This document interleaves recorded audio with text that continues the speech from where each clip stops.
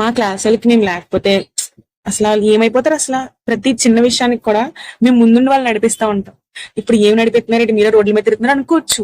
మేము వెళ్ళేది మా కోసం కాదు, మా క్లాస్ అందరి కోసం. ఏంటంటారు, ఇంత ఓవర్ యాక్షన్ చేసిన తర్వాత మీకు మ్యాటర్ చెప్పతే మీరు నన్ను ఖచ్చితంగా తిట్టుకుంటారు. ఏం లేదు, వైన్ ప్రిపరేషన్ కోసం బాలచేరు వచ్చి గ్రేప్స్ కొనుక్కుండి ఇక్కడ బేకరీ కనబడితే బేకరీకి వెళ్ళి మర్యాదగా అడగం, ఇప్పుడు మూసుకుంది దొబ్బేమన్నట్టు.